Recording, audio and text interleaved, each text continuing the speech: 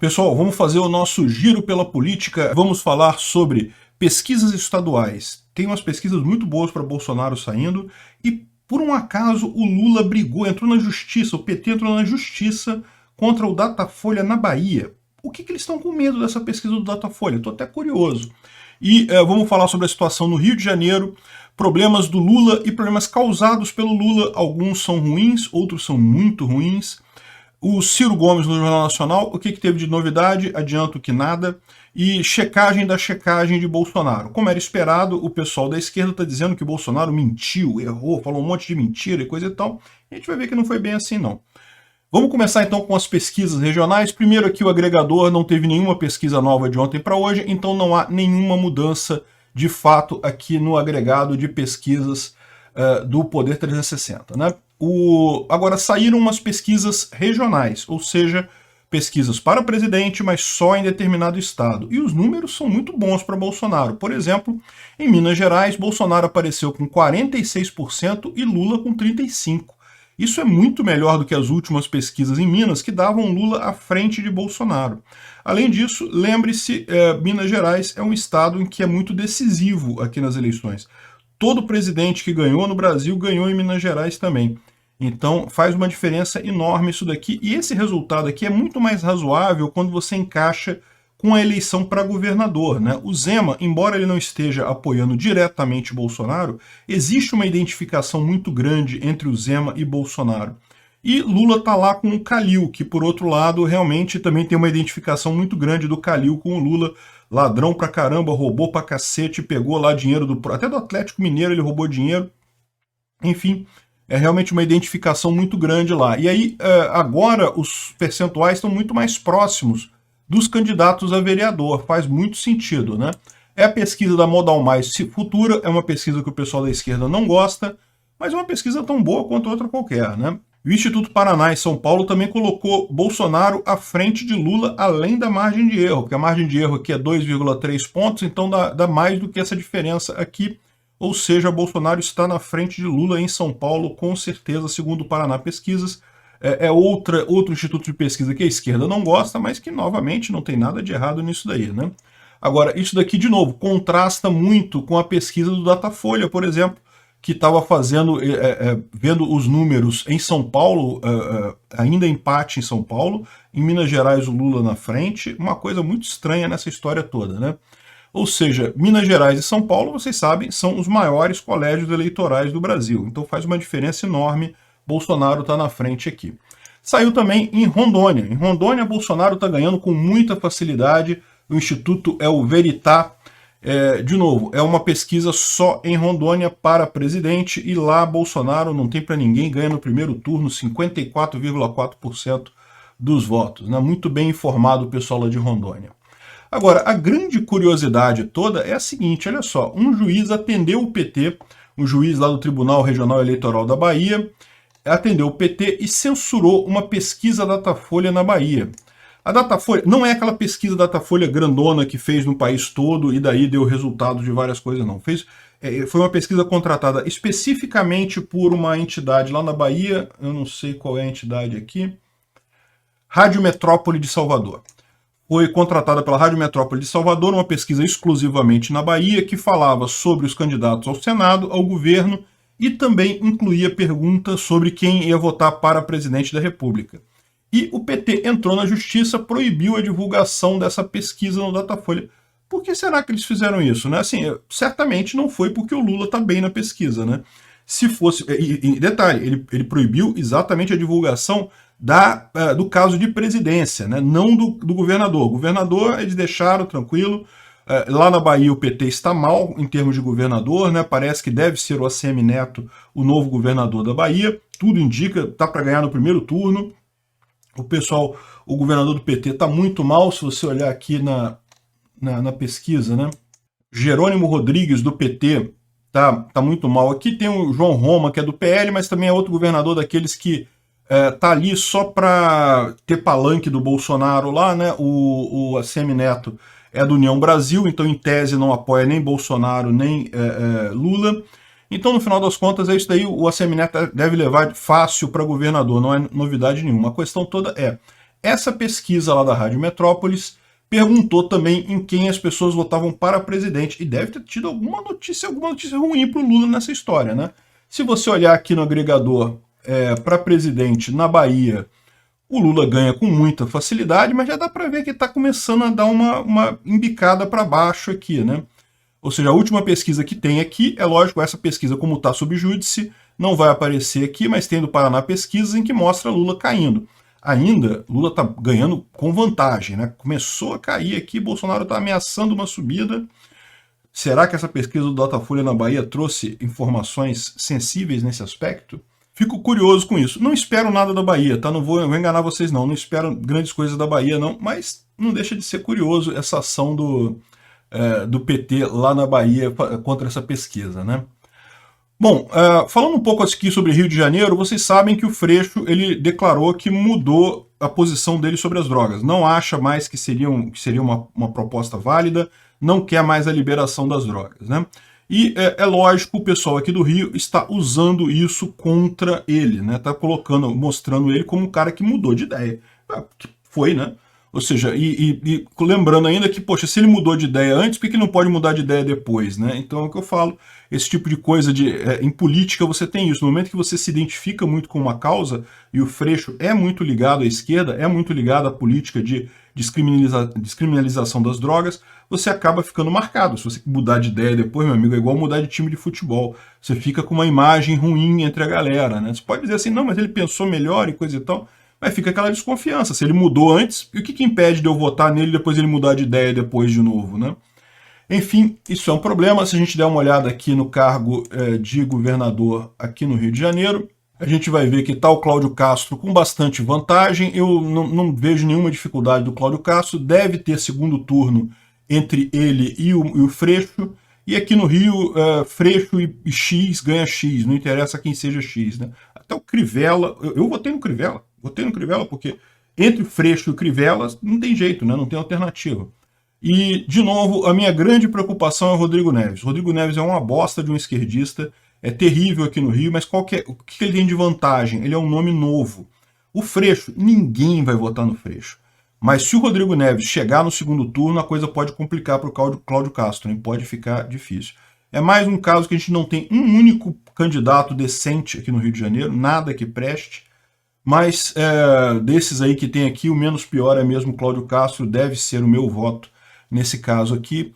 Deve ir ele e o Freixo para o segundo turno, e nesse caso ele ganha com facilidade. A minha única ressalva é essa: Rodrigo Neves é um risco, não porque ele seja bom, ele é uma merda. Foi prefeito de Niterói há muito tempo, só fez merda lá, só socialismo, amicíssimo do Lula, só que é um nome novo, e isso costuma ser algo bem visto aqui no Rio, né? Bom, o Lula anda recebendo alguns reveses aí, né? Os militares ontem reclamaram de uma fala do Lula em que, você lembra, né? O pessoal critica muito Bolsonaro porque Bolsonaro fala que vai usar as Forças Armadas e não sei o que lá. E Lula fez a seguinte declaração ontem: o Itamaraty será aquilo que o governo decidir que ele seja. Como as Forças Armadas serão, como todas as instituições do Estado serão aquilo que o governo quiser que ela seja. Agora, peraí, né? Porque justamente o que acusam Bolsonaro é que existem instituições que são de governo e instituições que são de Estado. E, basicamente, a questão da política externa, por exemplo, o Itamaraty é uma política de Estado, não é uma política de governo. O governo não deveria poder fazer o que quiser com o Itamaraty. Da mesma forma, as Forças Armadas. Elas são um instrumento do Estado brasileiro, não do governo. O governo não pode fazer o que quiser. Criticam muito o Bolsonaro justamente porque ele supostamente usa as Forças Armadas do jeito errado.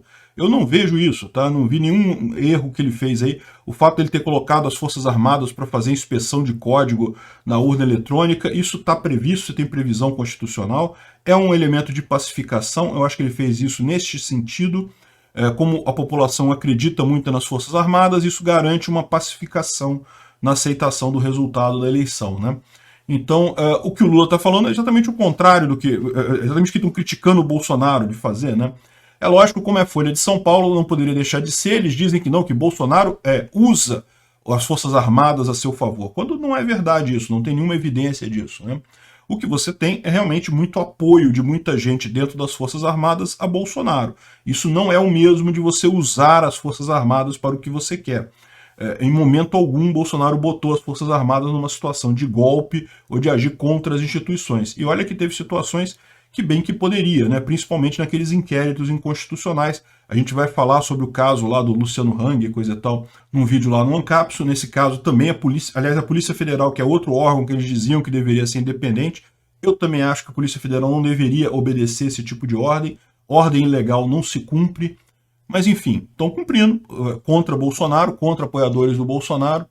Enfim, o Lula tá pregando exatamente o que criticam no Bolsonaro. Esse pessoal realmente não tem saída, né?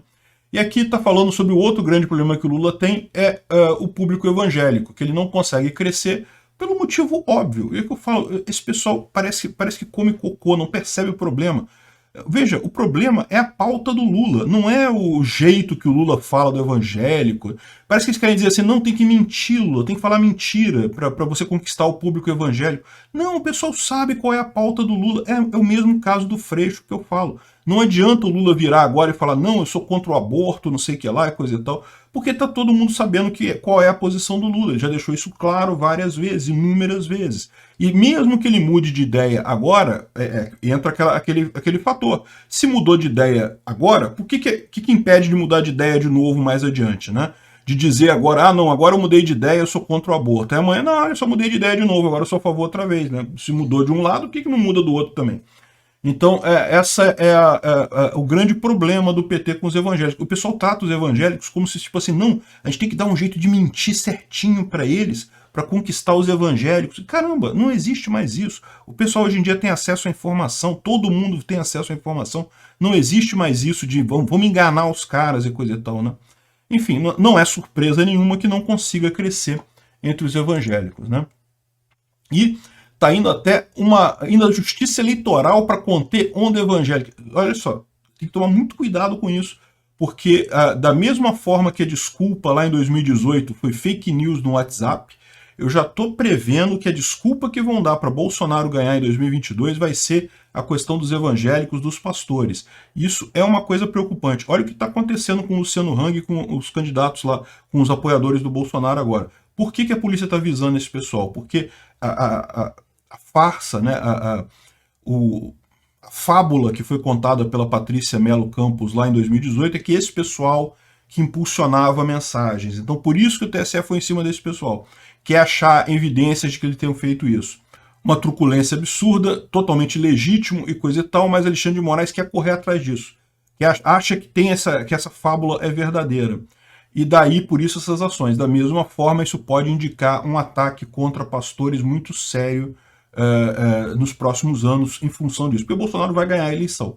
E a questão toda pelo visto, eles vão culpar os pastores por essa vitória, né?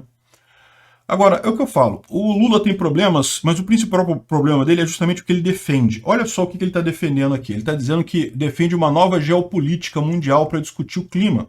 Ele já falou claramente de constituição mundial, de aceitar um governo mundial para discussão do clima. O cara quer entregar totalmente a soberania, mesmo assim, tá nem aí para isso.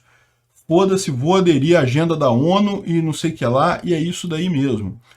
Isso é um problema. A única vantagem que eu vejo nisso daqui é que eu acho que ele vai querer fazer isso, mas eu acho que ele não vai conseguir fazer isso porque o Congresso vai segurar ele. Então, é o que eu falo para vocês, o Lula certamente vai tentar implementar o socialismo aqui, mas não vai conseguir.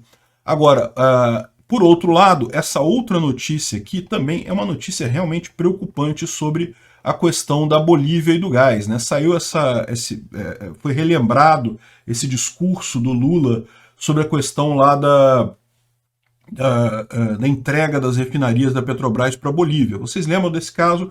A Bolívia invadiu as refinarias de gás da Petrobras, a Petrobras construiu as refinarias na Bolívia, as refinarias eram da Petrobras. Aí o Lula fala aqui que não, que queriam que eu invadisse, mas não pode, porque o gás é da Bolívia, não sei o que lá. Olha só, cara, mas a Petrobras assinou um contrato com o governo da Bolívia. Tinha um contrato, ela tinha direito, a propriedade privada da refinaria ali era da Petrobras. E os caras invadiram e depois pagaram uma merreca de compensação. Eles falam que não, que pagou, que a Bolívia pagou as refinarias. Pagou 2% do valor da refinaria. Até hoje a gente paga o gás mais caro aqui no Brasil, porque esse contrato foi rompido pela Bolívia lá atrás e agora a gente vê rompido com a anuência do Lula. Isso aqui é o que eu tenho medo.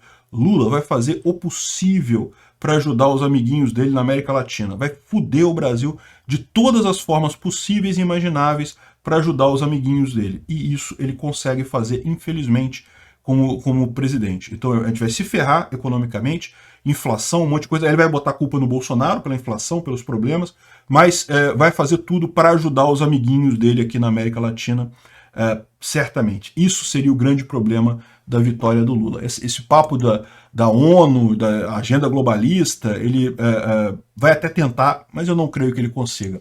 Agora isso daqui ele faz, olha só, dá uma ouvida nesse vídeo para você entender. Quanta gente queria que eu brigasse com o Evo Morales, quando o Evo Morales invadiu a nossa Petrobras. Primeiro, o gás era dele. O gás era dele, mas tinha contrato assinado. Contrato assinado, meu amigo, é negócio entre as partes, faz lei entre as partes. Não tem esse negócio de, ah, não, então eu decido e tiro. Segundo, a Petrobras era muito petulante. Petulante porque queria fazer valer o contrato que assinou. Assinaram o contrato, aceitaram o contrato. O que tem isso? E sabe o que aconteceu? Como esse contrato foi rompido, você, todo mundo no Brasil hoje em dia paga muito mais caro pelo gás, justamente porque esse contrato foi rompido graças ao Lula. E nós, então, resolvemos tratar o Evo com muito respeito aqui no... É o que eu tô falando, tá vendo? É o que ele vai fazer isso, vai tratar com respeito os líderes latino-americanos todos, entregando dinheiro para eles todos para ajudar. Esse é o meu medo. Bom, o Ciro falou lá no Jornal Nacional ontem, né? Foi a sabatina dele lá no Jornal Nacional. Não teve nada de diferente, foi bem morna na sabatina. O ponto importante só é que deixaram ele falar muito mais do que Bolsonaro, as perguntas foram muito mais curtas, e Ciro pôde falar com muito mais desenvoltura lá, mas ninguém leva o Ciro Gomes a sério, né? Bom, e aqui mais uma coluna falando sobre Bolsonaro no Jornal Nacional, dizendo que houve racha entre a ala política, ideológica e coisa e tal. O pessoal ideológico que acompanha Bolsonaro não gostou da entrevista, porque achou que ele bateu pouco, tinha que bater mais para fazer mais meme. Cara, esse pessoal finge que não percebe o problema, né? Não, o Bolsonaro não precisa ganhar voto entre o pessoal bolsonarista. O pessoal bolsonarista já vai votar no Bolsonaro de qualquer jeito. O Bolsonaro não precisa fazer nada para ganhar voto entre bolsonaristas. O pessoal falando, não, que não animou a militância, não chamou voto e coisa. Não, ele fez o correto. Ele ficou no centro, não foi agressivo, não brigou com ninguém, porque isso atrai o pessoal do centro, né? E lógico, a esquerda falando aqui que não, que ficou no 0-0, não sei o que lá. Não, meu amigo, não ficou no 0-0. Se ficasse no 0-0, vocês teriam dado um jeito de criticar ele. Se vocês não conseguiram criticar o Bolsonaro, é porque ele foi muito bem mesmo, né? Agora, lógico, como não poderia deixar de ser, a imprensa tradicional, os checadores de fatos, aquele pessoal que sabe tudo que é de verdade, que você é incapaz de perceber a verdade por você mesmo, eles fizeram uma listinha aqui e a gente vai fazer a checagem da checagem dos fatos aqui, né? Então, você não está falando a verdade quando disse xingar ministro. Isso é uma fake news da sua parte. Essa parte foi muito engraçada, porque na verdade o Bonner falou depois, não, mas teve o caso do Alexandre de Moraes, que você chamou de canalha e coisa de tal. Bolsonaro saiu muito bem lá no debate, mas no final das contas é verdade que ele usou alguns termos questionáveis aqui com ministros, muito bem empregados, diga-se de passagem. Pode ser até fake, mas é justíssimo o que Bolsonaro falou. Bom, aí ele falou aqui, em menos de 48 horas cilindros de oxigênio começaram a chegar em Manaus. Aí eles falam que é fake. Não, é verdadeiro.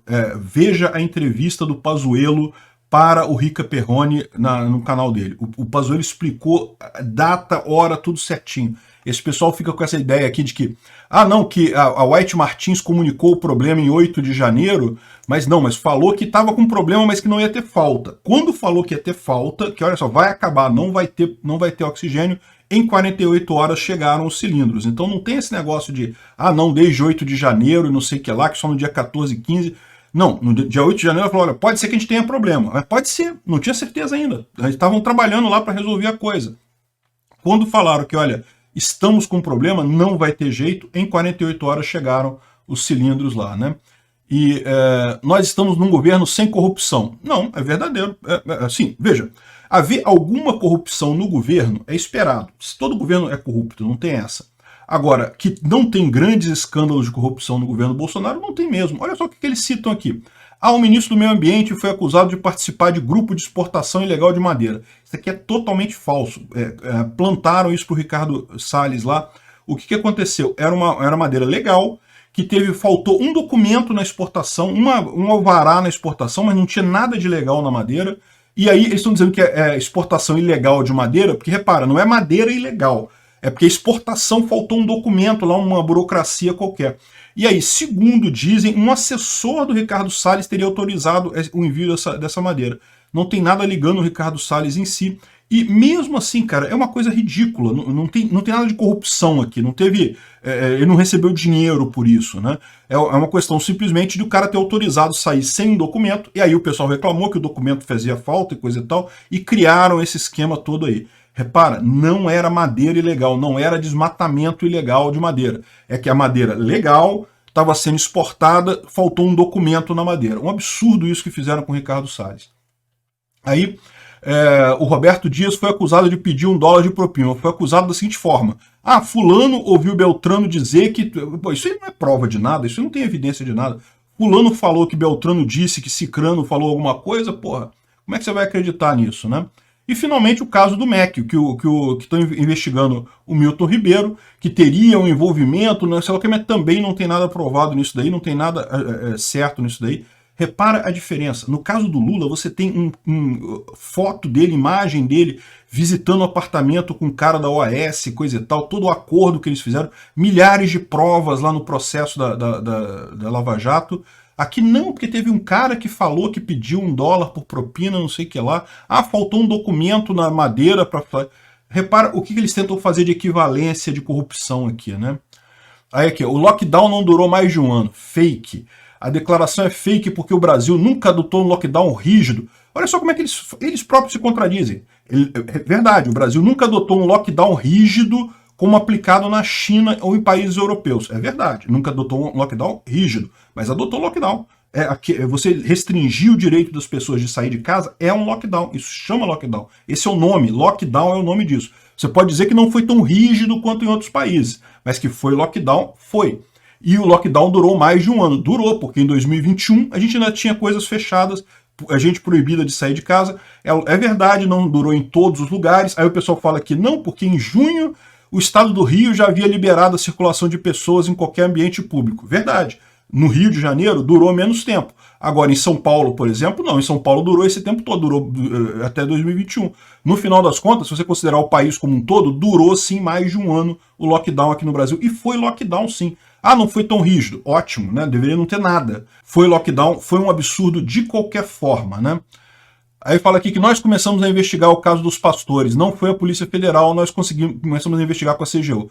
Aí quando é verdadeiro, aí eles falam assim, não é bem assim, não sei o que lá. Quando eles não conseguem achar uma maneira de fingir que é falso, né? Eles falam que não é bem assim. Não, é assim mesmo, foi isso mesmo. Os partidos da esquerda votaram contra o parcelamento dos precatórios, que era a condição para a gente dar R$400 de Auxílio Brasil aos mais necessitados. Não é bem assim. Não, é assim mesmo. O pessoal votou contra exatamente para impedir o pagamento do Auxílio Brasil maior, né? Até hoje é desconhecido os efeitos possíveis colaterais da vacina. Não, é verdade. Não tem como saber. Efeito de longo prazo só se sabe no longo prazo. Várias vacinas levaram mais de 10 anos para serem aprovadas justamente pela questão dos efeitos de longo prazo. Daqui a 10 anos a gente vai estar sabendo se teve algum efeito de longo prazo, né? Aí eles falam que não, porque a OMS fala que os efeitos colaterais... Olha só, aqui está falando que os efeitos colaterais relatados das vacinas têm sido, em sua maioria, leves e moderados e não duraram mais de alguns dias. Sim, os efeitos de curto prazo, eu concordo, isso foi feito teste. O efeito de curto prazo não tem, é tudo coisa temporária. O pessoal fala aí de um monte de casos particulares, mas assim, alguns casos particulares acontecem mesmo, gente. Toda vacina tem isso, todo remédio tem isso. Agora, efeitos graves, amplos para muita gente no curto prazo, não tem. Agora, no longo prazo, a gente não sabe, né? Não chegou ainda. Eu não errei nada do que eu falei sobre a pandemia. Aí o pessoal ficou, puta, listaram um monte de coisa aqui. Cara, tudo, eles estão errados em tudo. Realmente, Bolsonaro acertou tudo na pandemia. 100% do que ele falou. A eficácia das máscaras é quase nenhuma. Vocês sabiam que o YouTube agora permite criticar máscara? Eles tiraram dos termos de uso lá a questão de criticar máscara. Eu não experimentei ainda não, porque eu tenho medo, né? Mas, em tese, o YouTube não proíbe mais você criticar máscara. Sabe por quê?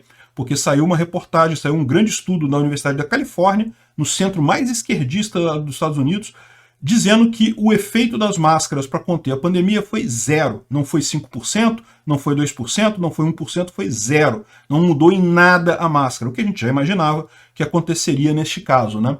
Então, ou seja, quase nenhuma, não é nenhuma o efeito da máscara. Saiu recentemente a reportagem, lá nos Estados Unidos já estão mudando a narrativa em cima de máscara.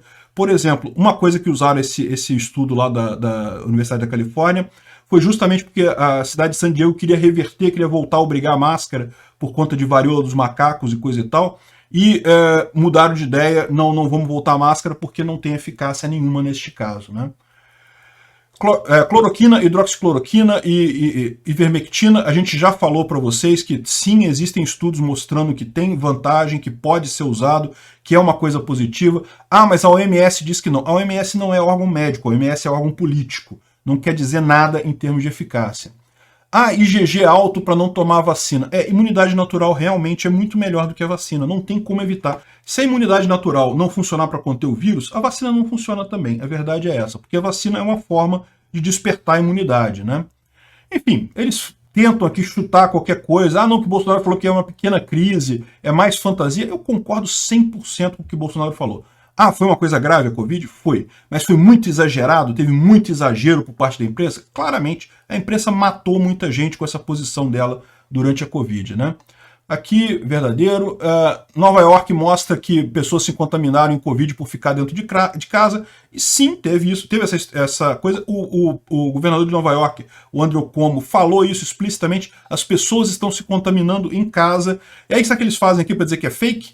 Eles falam, não, porque depois a gente falou com ele e ele disse que não era contra o isolamento. Não, peraí, mas o que o Bolsonaro falou não é que o governador de Nova York era contra ou a favor do isolamento. O que o governo de Nova York falou é que as pessoas estavam se contaminando em casa. Isso, ele falou mesmo. Tem o vídeo dele aí, ele falando isso, e tem a pesquisa que ele estava citando para isso, né? Conseguimos a transposição do Rio São Francisco, aí eles dizem que enche a boca para dizer que não, que foi durante o governo Lula que iniciou as obras e coisa e tal, mas é aquele negócio, a gente sabe que quem terminou é que importa, né? Porque no final das contas, quem começou só desperdiçou o dinheiro. Enfim, não vou nem falar tudo aqui, o resto aqui é uma besteira, um monte de coisa que o nego forçou a barra para dizer que Bolsonaro mentiu o tempo todo, falou um monte de mentira. Não tem nada de mentira nisso daqui, viu? E o pouco que tem que Bolsonaro falou, que foi o negócio lá de xingar os ministros, foi muito justo. Tinha que ter xingado mais, não xingou o suficiente.